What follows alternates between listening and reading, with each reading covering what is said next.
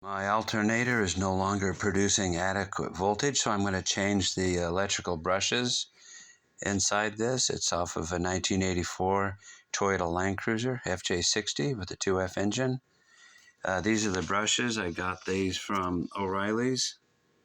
That's the part number, and this is what the brushes look like with the copper leads. These are a little more difficult to install than some other styles they have.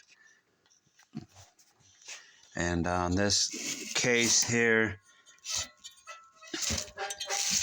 you've got these bolts going through. And they've got Phillips heads, but strip out real easy.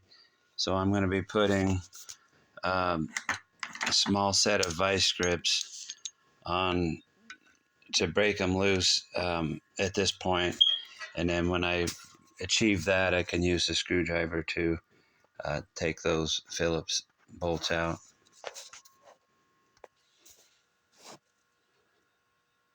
Okay, I already took the 4 nuts off these posts. I forget what this is called, but it keeps electrical noise from coming into your stereo system, so you don't get that buzzing through your speakers. I already took off the hot wire that goes to the battery when I remove the alternator. You've got these little color-coded tabs here.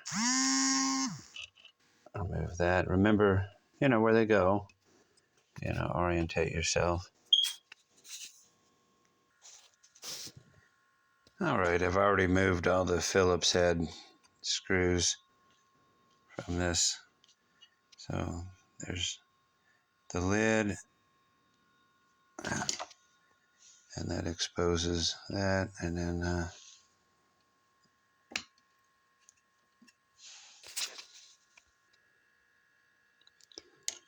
these 3 screws need to be removed.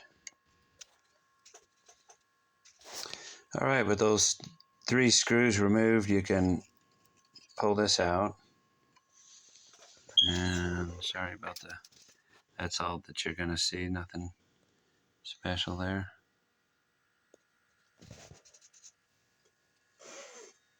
Oh, and remove the insulator here.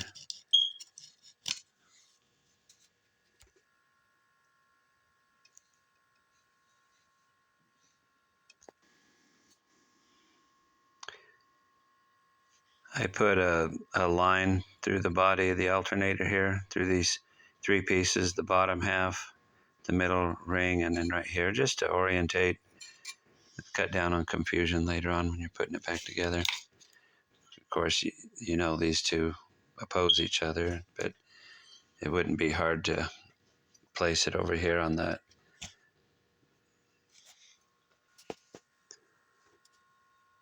The case of the alternator is pretty snug fit after you've gotten all the nuts and bolts out. So I just use a rubber mallet to give a good whack to break it loose. So you can pull pull this off. Get that, clear that. There we go.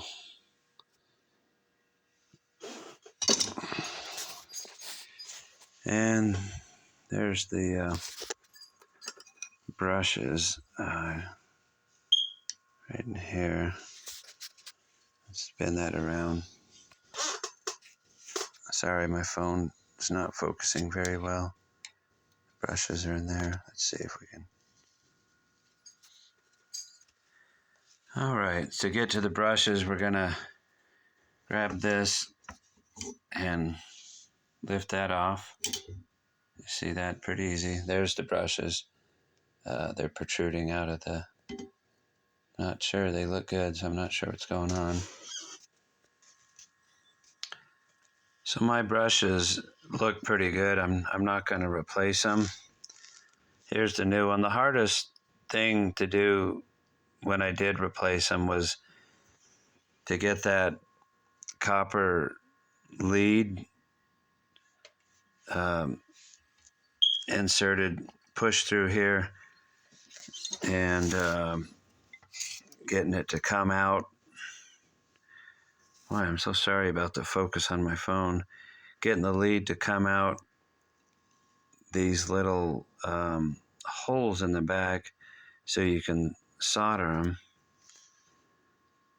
I had to drill the holes out a little bit just to widen them enough to make getting that lead pushed through a little easier. I'm going to reflow the solder back here.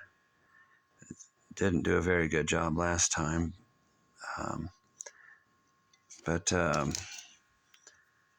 so yeah, these are spring loaded. There's a spring that keeps tension on these, so as they wear down, that spring will allow it to keep pressure, outward pressure on that alternator piece there.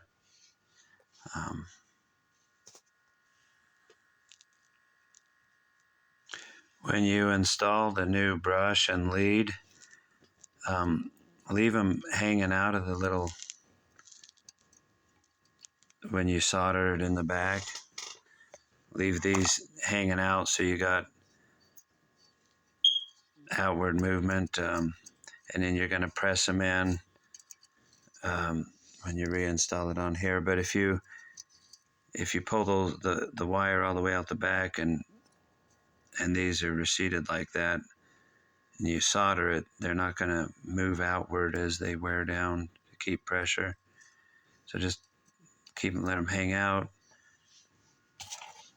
Get that wire, there's plenty of wire.